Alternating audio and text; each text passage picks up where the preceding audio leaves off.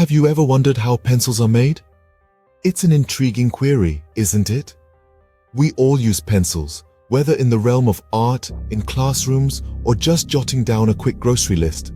The humble pencil, often overlooked, is a tool of immense importance. It brings our thoughts to life on paper, aids us in learning, and creates masterpieces.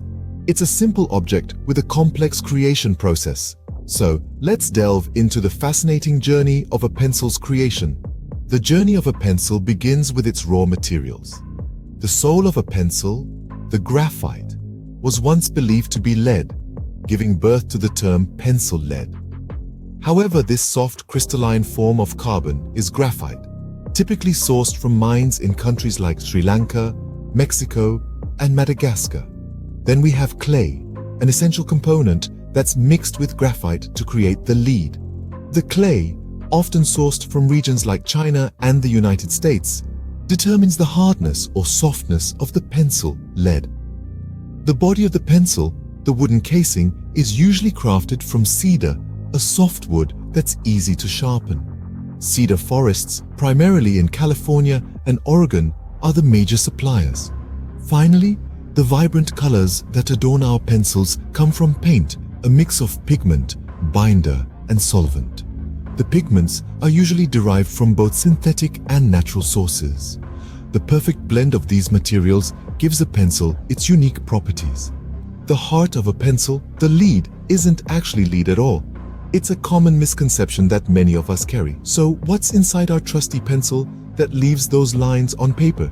The answer is a mixture of graphite and clay. The process of creating the lead begins with these two raw materials.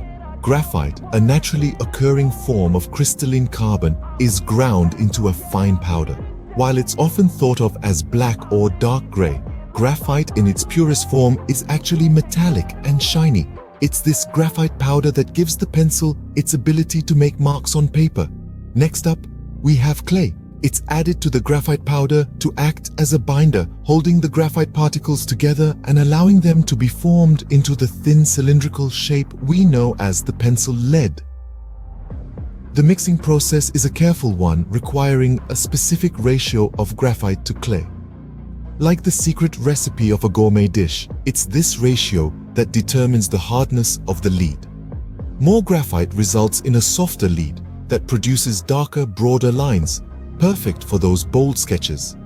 On the other hand, a higher proportion of clay creates a harder lead capable of fine, light lines, ideal for precise drawings and writings. Once the graphite and clay are thoroughly mixed, they are formed into thin rods or leads and fired in a kiln. The intense heat of the kiln hardens the leads, making them strong enough to withstand the pressures of writing and drawing without breaking. This process, while seemingly simple, is the result of centuries of refinement and innovation.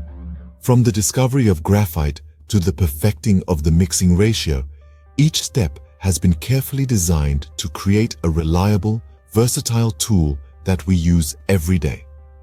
With the lead ready, it's time to move on to the next stage. We've explored the heart of the pencil, and now we're ready to encase it in wood, bringing us one step closer to the final product. A pencil wouldn't be a pencil without its iconic wooden casing. The journey to crafting the perfect wooden casing begins with a choice, the selection of the right wood. The preferred species is the incense cedar, renowned for its smooth texture, straight grain, and aromatic fragrance. The wood not only provides an excellent canvas for our pencil, but also a pleasing olfactory experience. Once the perfect tree has been chosen, it is cut into logs and then into thin slats, a process that transforms the raw timber into slender sheets, each carrying the potential to become a part of our pencil. These slats, roughly 7 inches long, are the blank pages on which we'll etch the next chapter of our story.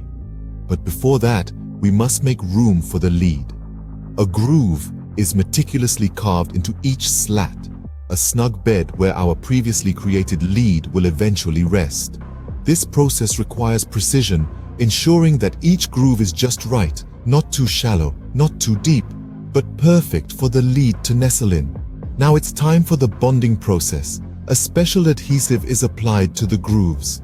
The lead is then gently placed into its wooden cradle, and a second slat, smeared with the same adhesive, is placed on top. The two halves are then firmly glued together, encapsulating the lead in a wooden cocoon. The final step in crafting the wooden casing is the compression. The glued slats are placed under a hefty press, ensuring a tight bond and a smooth surface. This also helps to give the pencil its round or hexagonal shape depending on the design. And there you have it, a pencil encased in a wooden shell, just as we know it. It's a fascinating process, isn't it? The transformation of a simple piece of wood into a tool that has shaped civilizations, penned down history, and brought countless ideas to life. Now our pencil has taken shape, but it's not quite ready yet. The final stages of pencil making are all about the details. The pencil, having been born from raw materials, its lead created, and the wooden casing crafted, now enters the phase of becoming a work of art. The finishing touches, while seemingly simple, are what transform this ordinary cylinder of wood and graphite into an iconic instrument of creativity and knowledge. First, the pencil gets a coat of paint. This isn't just for aesthetics, although the classic yellow hue of a pencil is indeed a pleasing sight. The paint also serves a practical purpose. It seals the wood, protecting it from moisture and the oils in our hands, prolonging the life of the pencil.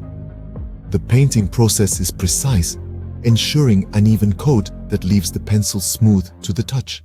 Next comes the ferrule, that small metal band you see around the top of the pencil. Ever wonder what it's there for? Well, it's not just decorative. The ferrule holds the eraser in place.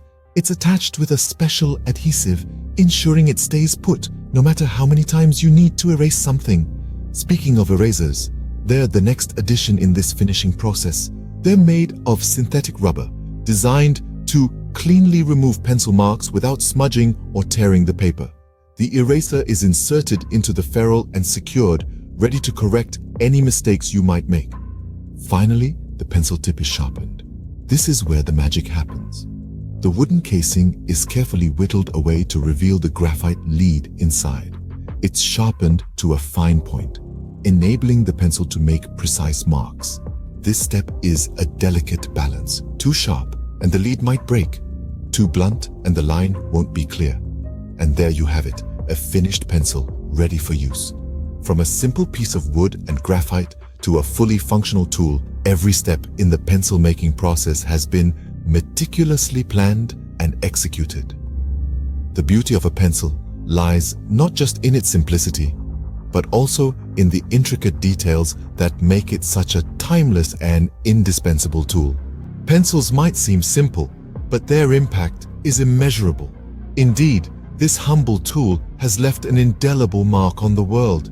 From the first graphite-streaked lines in the 15th century to the mechanical pencils of the digital age, the pencil has been a constant companion to human progress. Let's start with the realm of art. Pencils have been the silent partners of many great artists, their graphite whispers translating into powerful visual narratives. The sketches of Leonardo da Vinci, the caricatures of Honoré Daumier, the architectural designs of Frank Lloyd Wright, all testify to the pencil's pivotal role in shaping our cultural landscape. In education, the pencil has served as the primary instrument of knowledge dissemination. Around the world, the first letters a child writes, the first numbers they count, are often etched in pencil. It's the tool that helps transform squiggly lines into words and words into wisdom. From classrooms to boardrooms, from exam halls to drafting tables, the pencil has been a silent witness to the birth of ideas, the solving of problems, and the crafting of master plans. But the pencil's influence extends beyond art and education. In the scientific realm, it has helped record observations, sketch out hypotheses, and jot down groundbreaking theories. In the world of music, it has penned symphonies that stir the soul. In journalism, it has borne witness to history in the making. In every field, in every endeavor, the pencil has been there, steadfast, reliable, quietly making its mark. And let's not forget the sustainability aspect of pencil production. Pencils are made from natural and renewable resources: wood, graphite, and clay. The making of a pencil does not require vast amounts of energy. The shavings and sawdust produced during the manufacturing process are often repurposed, minimizing waste. It's a testament to how even in our high-tech world, there's still room for simple, sustainable solutions. So the pencil, this seemingly ordinary object, is anything but.